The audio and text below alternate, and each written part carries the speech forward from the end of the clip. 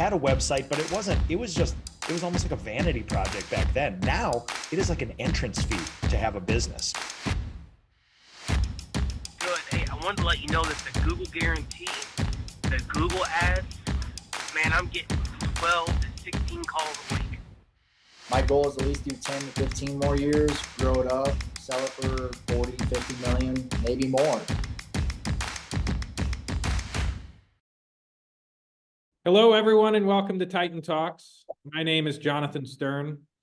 I'm an engineer at Top Line Pro, but once a week, I have the honor of sitting down with successful home service entrepreneurs to discuss their journeys to success. Today is February 23rd, 2024, and my guest is Adam Kruer, Director of Operations and Sales at a company called Lamb's Lawn in Floyd's Knobs, Indiana. Lamb's Lawn is the leading lawn care and landscaping company in southern Indiana. If you search landscaping near me and you're in Louisville or just outside, odds are Lamb's Lawn is among the first companies you'll see. I should add that Adam and I met at the Equip Expo this past year, one of the largest landscaping conventions in the country. So I'm excited to catch up with him and see how business has been these past several months. Adam, thanks so much and welcome to Titan Talks. Matt, thanks for that awesome introduction, Jonathan. Great to see you again, sir. To kick things off, could you tell us about your journey into the landscaping industry? What did you do after college and how'd you find your way to Lamb's Lawn? Oh, well, I was in the landscaping industry through college. I actually went to college for advertising. I started cutting grass for a cousin of mine who had a small business when I was about 17, and I worked with him all through college. And whenever I graduated, he sold out and I started my own landscaping company, but mostly mowing. I really didn't care for doing landscaping whenever I was on my own. I was strictly cut grass and why is that? What was it about the landscaping? I felt like if I kept my focus on one niche that I could be more productive. I felt that if I just picked up more lawns, I could generate more revenue and be more efficient at generating it, as opposed to if I would cut for a part of a day and landscape another day or whatever. So I just figured if I stayed in my rut, that it would pan out better. I did that for a few years, and I had a few other side businesses as well. And one of them was actually one that I purchased from my boss, RJ Lamb. It was a concrete curbing business, which is decorative landscape curbing. And in 2019, RJ approached me and asked me if I had interest in joining his team and running his lawn division, because he felt like it was struggling a little bit. And so we came up with an agreement, and I obliged and started doing that. So I went from having 40 yards of my own to managing the 400 that he had under him, and going from worrying about myself to worrying about 9 other crew members out there every day. And it's evolved from there. So RJ came to you. What was it about the opportunity to work for Lamb's Lawn convinced you that the move from doing your own thing to going to work for someone else was the right one at the time? I'd say he definitely caught me at the right time. I think I was in a place, I was getting a little bit bored of always being by myself every day. And I guess I had a bit of a longing to be a part of a team and be able to contribute to something bigger than just myself and my own little business. And he'd always been a good dude to work with and to know in the years I had known him prior to coming to work for him. And it just seemed like the right thing to do at the time. And 5 years later, still feel like I made the right decision. What was your business called, Adam? Up and Adam LLC. Up and Adam. Did you ever consider hiring employees for Up and Adam, trying to scale to 100 lawns, 200 lawns, 400 lawns? So I had some helpers here and there. But what I always told myself when I was on my own, I was like, I don't want that kind of headache. Having employees is a lot of extra work, and that's just you know, for whatever reason, I didn't necessarily have that drive when I was on my own, Yeah. which is since changed since I came here. It's a different kind of fulfillment and reward that you get by being a part of a team and working with people and trying to understand what makes somebody else tick and you know how you can help them better themselves, and in turn you end up bettering yourself along the way. Tell us about how your role has changed. I mean, previously you were in charge of the whole thing. You were doing the mowing, you were in charge of the business. Now you're director of ops and sales. What is that? So I oversee the managers that do all the selling and the day to day, as far as the scheduling and the logistics. We have a different guy that runs the lawn division now. We have a fully active shop with full-time mechanics. So there's a bit of overseeing that. We have a full-time marketing guy who I know you all have been working with back and forth since we came on with you all. So I kind of oversee all those individuals and just ensure that we're all working together to achieve the common goal and keeping us all going to the beat of the same drum. How was the learning curve 3 months into the job? Is this something that you'd done before? I feel like I was there was definitely a bit of a learning curve, but it came later. I think initially whenever I was given this role, I was still very much in the daily scheduling, and I was still bidding jobs and I was still running jobs. The biggest adaptation came for me whenever, you know, I couldn't bid jobs anymore, I couldn't run jobs anymore. And you know, was to leave scheduling to managers more, and I had to be more of an oversight guy instead of a doer. And I'm very much a doer, so that's where I've had the hardest adaptation. But I think I'm starting to get the hang of it. Do you miss the bidding? Do you miss the mowing? Do you miss because you are more of a manager than a doer probably now. Do you miss that side of it? Sometimes, yeah. I mean, there's a great bit of joy, you know, whenever spring first kicks and you're just out there on the mower listening to your favorite podcast or your favorite music or whatever it is, you know, and the only thing you got to worry about is, you know, that your lines were perfectly straight on that yard and you got your trimming just right. I mean, it's hard to have a bad day whenever that's all you're doing. But you throw a lot of other emotion and things into that, it can change it. But something that we like to say around here, you know, if somebody's down, it's like, are you really having a bad day or did you have a bad 5 minutes? So yeah. So I'm a big believer in that it's not necessarily what's going on, but it's how you look at it that's really the most important thing. Let's turn to business today. Tell us, we are in February, but spring is fast on approach. I have to say, it looks like spring right now. I know there are no leaves on the trees where you are, but you're in a t-shirt and the skies are blue.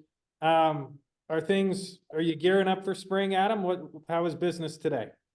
Yes, sir. Yes, sir. We're gearing back up for sure. We got all of our lawn trucks out of storage this week and getting the old mowers off the trucks and ready to sell those, getting the new mowers on and getting set up. And all of our other crews, they've certainly been working a lot more here recently. The weather has been allowing us to get dirt work and other landscape jobs done that we've been holding on. We've been able to lay some sod here the last few weeks.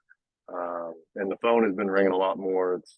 It's funny, you know, it doesn't matter what time of the year it is, but if it was January and you get one day in the 50s and sunshine, the phone's going to start ringing. It's just crazy how it works. So we've definitely had a lot more of that the last few weeks. Phone's been ringing. We got a lot more appointments going on for our salesmen and bid requests. So yeah, it's been great. How many jobs on the schedule would you say that you have? Oh, we're booked out through next week. So, Okay. you know, with all the crews, we haven't brought back all of our labor, so it's still mostly crew leader groups that we're running right now. So we got about 7 crews that are running every day. So we might have 100 like landscape jobs on the schedule. But we have geared up with lawn treatments right now. We're out doing all of our pre-emergent treatments. We have about 400 lawns that we do treatments on. So that's what we're looking at right now. Cool. And you said you're in the process of bringing some employees back during the winter. How much does the size of your business contract? How does that go? So right now we're at about 25. Peak season will be about 40, 45. So all of Lamb's Lawn, 25 employees right now, is that right? Just like guys in the field. Guys okay, so tell us about the whole company. I'd be curious to hear how large. So that's really where you only have the alterations is the guys in the field. But we have 5 account managers. Okay. We have 3 people in accounting, 3 ladies in the office. And at the moment, 3 mechanics. We're currently hiring for a few different roles, but that's where we stand at the moment. What are your top challenges as you enter spring? Right now, something we're working on is implementing CompanyCam. So just trying to find the best way to ensure that we roll that out properly and that we're using it properly, and we've got all the I's dotted and T's crossed there to where, whenever it rolls out, we don't end up with a mess on our hands. Tell us about your decision to go with CompanyCam and what that'll do for you. So we chose to go with CompanyCam. We like the idea of trying to adopt new technology, but we have found that we are very different from other companies in our industry, mostly in the sense that we offer all services. There's not really anything that we don't do. And with that, we're very fast paced, and it's been hard to find technology that keeps up. So, as far as how our operations and our scheduling go, it's all paper, spreadsheets, lots of whiteboards. And we feel that CompanyCam is going to really help us as far as capturing record of those jobs instead of just a bunch of pictures being text back and forth from people, maxing out the Google Drive, because CompanyCam has unlimited cloud space. And aside from that, it's also going to allow us to hold our crews more accountable during the day. If our account managers get too busy with, they need to meet with this customer, look at this other job, if they're not there to guide enough, we're hoping that we're going to do, what's the best way to put this? So interval timestamps of photos. So you get on the job, you got to take before pictures, so that ensures that this is how it was whenever we showed up. If anyone tries to claim damage or something like that, right? And then we can do intervals, every 2 hours to ensure that the job is progressing as it should, that nothing else is coming up. And if anything does come up down the line, it gives anybody in the office reference to what actually happened on that job, what it looked like. So if a customer calls and has questions, the office isn't blind to it, and we don't have to wait until this can reach the account manager to be able to inform the customer on something. So we're looking at it as a really great way to be able to keep record of jobs, and also a great tool for the managers whenever they bid the jobs, to have proper pictures and notes to go with those tickets whenever we send the crews out to do the jobs. How do you think, you okay, Adam? Well, I don't know if this wind is like hitting this microphone. I caught all that, and I can't hear anything. So that's an Apple product. I think they must have done okay there. How do you think through the balance of cost control and delivering a high quality service? Did you say cost control? Cost control, yeah. It's a fine line. And definitely whenever you get larger and you got a lot of people to help keep the ship going in the right direction, there's a lot more costs involved with that. But you just got to keep monitoring what those costs are. You got to be conscious of whenever you hire people, what you bring them in at, and be conscious of your purchasing whenever you're buying product.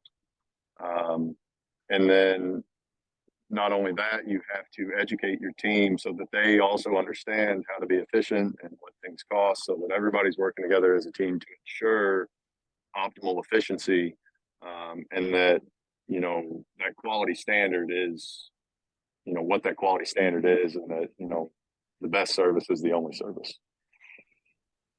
When you're thinking through hiring a new employee, what are you looking for? We look for somebody that's driven. We have a lot of people on our staff that had their own businesses at one time. So it's nice to have people that are driven, that understand what it takes to make something tick. But also somebody that meshes with us. We look for people that are going to be a part of the family. We consider ourselves a family around here, and if somebody's driven and they can get along with us, that's the biggest thing. But we like people that are loyal as well. We want to hire people that are here for the long run. It's too often that we get resumes today where you see, oh, they were employed here for a year and here a year, nobody sticks around, which I try to not let that sway too much, because you never know. Maybe they just haven't found their fit, right? But that's the majority of what we look for. We want another reliable family member to help continue making this the best possible place to work, that provides the best possible service that we can. You say you like to operate as if you're a family. I have to say, when you walked by our booth at the Equip Expo, there must have been 5 or 6 of you. I wasn't sure whether I was talking to the Lamb family or if it was just a bunch of people working together, but you certainly operate as if you're a big family. It's cool to see. Yep, we try to that's something that we do continue to work on too, right? Is that we all communicate well with one another, and we know where everybody stands. Because it's real easy to just get one track mind, and you're trying to get stuff done, and you forget to inform others of what's going on. So that's something we all try and work on, to communicate as a family and be sure we're all working together. What are the top 2 or 3 ways that you get new customers? I'd say, honestly, one of our biggest things is just the fact that, we've been around for 28 years. We have a lot of trucks on the road, and word of mouth is probably a big proponent of us. And the second is definitely digital marketing, which has become, nobody told me to give you a sales pitch here, Jonathan, but it's become a lot easier as far as our digital marketing goes since we switched over to Top Line Pro. Being able to have. I was going to ask you how it's going, but I'll take a glowing review unprompted as well. It's been really great, honestly. Having all of that in one place, and whenever we make those social posts, that the pictures just kick over to our website gallery, it's been really nice. And we've adopted a few other things since we switched to Top Line. Podium is one of them, and how you all were able to integrate the Podium texting feature onto our website for us has been a huge help. And that's really our second driver, is the digital marketing. Is there anything around digital marketing that maybe you wish we offered, or that you're thinking of doing, or beyond digital marketing? What about physical marketing? The biggest thing that I wish you all offered, and I know I've told you this before, and I think I told Nick earlier when I was on the phone, is that, as we continue to implement our other sister companies with you, that we can see each one from one login instead of logging out and logging in. This is so. I'm an engineer at the company. This is something that we've toyed around with building. It would be a big project because right now things are one customer, one website. But we do recognize that there are guys like you out there that have multiple companies and want multiple websites, and we need to come up with a solution. Given how things are set up, it would be a little trickier than I might like. But Adam, we will have that for you in 3 to 6 months maximum. And I believe it, Jonathan. In our little bit of dealings that we've had so far in the last 4 months, you know, I'd say you've delivered. So I've got faith in you for sure. What's been the best thing about, I guess, you know, because you guys had a website before, right? Mhm.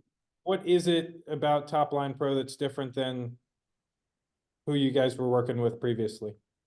I mean, I think the biggest thing is the usability of it. Like anybody could get on there That and the be able app or to the website itself? both. Yeah. I mean, so being able to get on the back end of the website, you don't need to understand code, and you don't need to be an engineer to be able to get on there and say, you know, I think the one that Chris created here recently was for grading and drainage solutions. You know, we didn't have a page that specified that, and that's one of the biggest services that we do. You know, when he got on there and was able to create some copy and put some photos to it, and it's SEO and it's all good to go, and it took him no time. You know, and prior to having your all service, I mean, you know, we would have had to get with the company, and you know, maybe I could have had that page up in a month instead of 2 days. So, you know, the results speak for themselves. You know? What does Lamb's Lawn look like in 10 years? How's the business going to evolve? Um, my vision, you know, I can't speak for everybody, but my vision is that we'll have multiple locations. We'll continue to offer all the services that we do. You know, no job is too small, no job is too big. But as we grow, the biggest thing that we all talk about that we want to keep is that, you know, it doesn't matter that we're big, our customers will always feel like they're dealing with a small town company, right? Every time you call, you're going to get somebody on the phone. You're not going to get an answering service that's going to, you know, press 1, press 2. No, you're going to get, right now, if you call, you're going to get Delaney or Katie, and they're going to answer your questions. And if they can't answer your questions, they're going to forward you directly to a manager who can answer your questions. Right. So, you know, I mean, we want to grow because, to quote Tommy Boy, I guess, if you're not growing, you're dying. And, you know, that's just what the idea of business is. But we hope to get bigger. You know, I mean, maybe one day we'll have a nursery. We like to be able to just have stuff so that we can easily load up our crews and get them out in the morning. You know, I think we've been getting a lot more into larger commercial jobs in the last few years, so I'd like to see that continue to grow. You know, I mean, currently we have 3 lawn crews. We're going to have 4 this year. In 10 years, maybe we have 12 of them. It's hard to say, but I know that we don't intend on taking our foot off the gas. Are you partial to Indiana or Kentucky? 'Cause I know you're pretty much right on the border. If you had to take over one state and really expand, which would it be? Probably Indiana, because we already do most of southern Indiana. And we've traveled up to Indy and done some jobs there, but we've also traveled, you know, we finished a casino last year that was right on the Kentucky-Tennessee border. So, I mean, really, I wouldn't say that I have a preference, whether it be Indiana or Kentucky. We're going to have to pay taxes that equal to Indiana because that's where we are, no matter what. So, just wherever the good work is and dealing with good people is what we like, and we're typically very fortunate in attracting those kind of customers. Cool. Final question, and then I want to launch into a rapid fire round, if that's okay. Bring it on. You've been in the industry a while. How do you think, just zooming out, how may the landscaping industry evolve in the next few years? I think it's going to continue to grow. It's wild now what has come to with technology and all the different options. I mean, it's a huge industry with a lot of potential. I don't think a lot of people even expected it. But in years to come, I expect it to just become more structured and a more reputable industry where we'll continue to find new talent coming to us. You know, I mean, it could be more of a career type of thing where people are in college or high school, whatever, they want to get out and they want to get into landscaping. Whereas before, you know, I feel like that was something that, oh, it's a summer job to do landscaping. You know, people never thought of it as a career.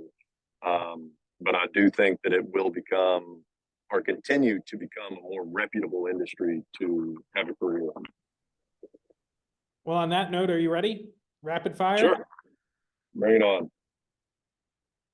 Describe the company culture at Lamb's Lawn in 3 words. Oh,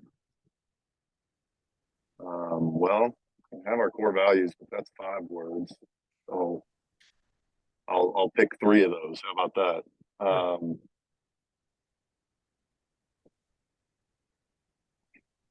Which 3 do I want? We're adaptable. We're motivated. And we're loyal. What's your personal goal, Adam? Why are you doing all this? Oh, I don't know. I guess I just want to see it succeed. I want to see it in the 10 years, multiple locations with, a lot of, supplying a lot of people with good jobs to support their families and just creating a great place for people to work.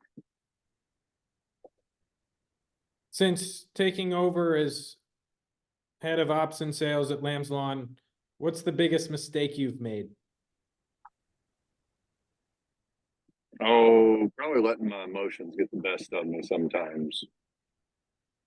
I'm very passionate about what I do. Do And you have sometimes an example, maybe? you get one of them mornings where nothing's going right, and the temper might flare up a little bit, So being able to recognize that, and that it's not the end of the world, and that it's all good. You just gotta breathe and let it pass, and figure it out, because it's not gonna change. What would be your advice for people in the home service industry just starting out? Maybe they want to start their own business. Maybe they're thinking of joining a more established company. What advice would you offer?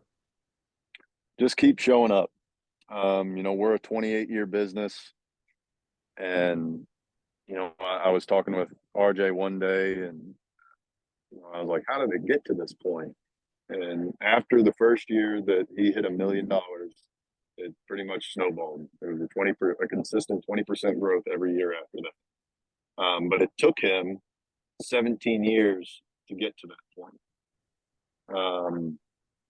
So I mean, the different things he went through over those 17 years, and the things that he's gone through in the last 11 years, it's a lot of hard work. If you really want to be a business owner and you really want to take it to the top and succeed, it's going to require a lot of hard work, a lot of late nights. But if that's what you want, just keep showing up. And having a good reputation is everything. And if you continue to show up and stand behind your word, and always provide a good product, you'll eventually get there. And to close, what's been your proudest moment since joining Lamb's Lawn? Bringing my guys together. This was early on, and it's happened in a few different cases since, but whenever I started and I was given those 3 lawn crews and those 400 yards to wrangle and put together, those 3 crews would not work together. They were, these are my 150 yards, these are my 150 yards. Whenever I get these done, I'm not helping these guys, and helping them see that they're all a part of the same team, same company name, and the same owner's name on their check that they got every week. That it was a part of a bigger purpose than themselves. And whenever it got to the point that I knew, Javier was going to call Gabriel whenever he got done with his yards and see what he had left and what he could help him with, and seeing them do that, that was really awesome. Well, congratulations, Adam. That's really moving. congratulations on taking Lamb's Lawn this far. It really I was, haven't done it on my own, brother. I was no, I brought know into you have. something great, you know. It was so good to meet you in October. I've been dying to get back in touch with you and check in and see how things are. So yeah, I'm glad we got this time to sit down. It was good, man. We'll have to come up to New York and see you, or if you're back down this way, you know where to find us. wish you all the luck in the world as you enter the spring. Thanks again for being a part of Titan Talks. Yeah, absolutely, Jonathan. Thanks, man.